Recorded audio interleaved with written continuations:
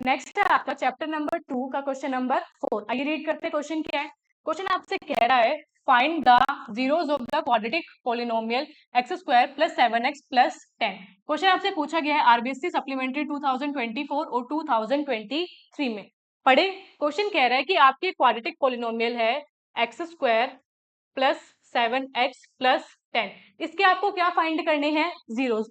Zeros find करने का जो एक तरीका हमें पता है वो क्या है? स्प्लिटिंग। स्प्लिटिंग में क्या होता है, आप क्या करते हैं, आपका जो बीच वाला टर्म है या जो आप कह सकते हैं लीनियर टर्म है, उसको आप क्या करते हो? फैक्टर्स में स्प्लिट करते हो। अब ये फैक्टर है वो आते कैसे, उसे ध्यान से देखते हैं।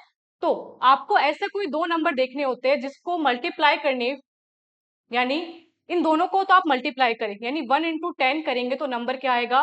10। हमें ऐसे दो नंबर देखने हैं जिनको मल्टीप्लाई करने पे क्या आएगा? 10। जिन्हें ऐड या सब्ट्रैक्ट करेंगे तो बीच वाला नंबर बनना चाहिए, बीच में क्या है? 7।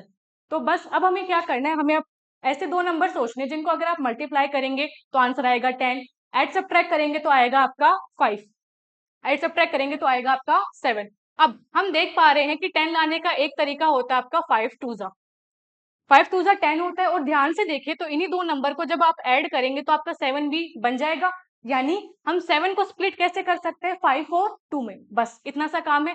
तो जो आपका यहाँ से नेक्स्ट स्टेप है वो 7 को हम स्प्लिट किया, हमने स्प्लिट किया उसको 5 और 2 में, तो यानी 7x की जगह कैसे लिखा जा सकता है आपका? 5x plus 2x plus 10। अब इसे सोल्व करें।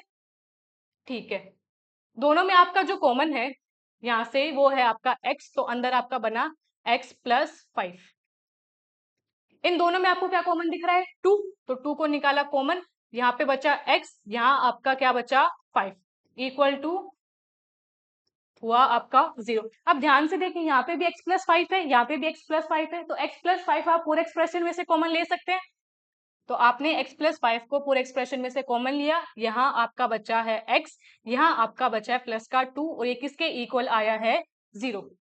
इक्वल टू 0 कैसे आया? क्योंकि आप इसी क्वाड्रेटिक पॉलिनोमियल के क्या फाइंड कर रहे थे? जीरोस। ठीक है, अब हमने ये बात पढ़ी हुई है मैथ के अंदर, क्या? इफ p इंटू क्यू क्या होता है? 0। यानी अगर कोई भी दो टर्म है आप उन्हें मल्टीप्लाई कर रहे हो और आंसर आपका क्या आ रहा है? 0, तो ये केस का पॉसिबल है either p is equals to 0 और आइदर q इक्वल्स टू 0। यहाँ पे भी सेम सिचुएशन बन रही है, आपके दो फैक्टर्स है, इन दो फैक्टर को मल्टीप्लाई करने पे आंसर क्या आया है? 0। तो यहाँ से हम क्या कहेंगे? हम कहेंगे either x plus 5 equal to 0 और x plus 2 equal to 0। x plus 5 को इक्वल टू 0 किया तो यहाँ से x की क्या वैल्यू निकल के आई आपका? माइनस का 5। सिमिलरली x प्लस 2 को जब आपने इक्वल टू 0 किया तो यहाँ से जो x की वैल्यू है वो क्या निकल के आई? माइनस का 2। तो यही आपके क्या आ गए? इस क्वाड्रेटिक पॉलिनोमियल के जीरोस। तो हमारे जो क्वाड्रेटिक पॉलिनोमियल के जीरोस थे वो क्या क्या थे आपके? -5 एंड -2। ये हो गया इस क्वेश्चन का कंप्लीट आंसर।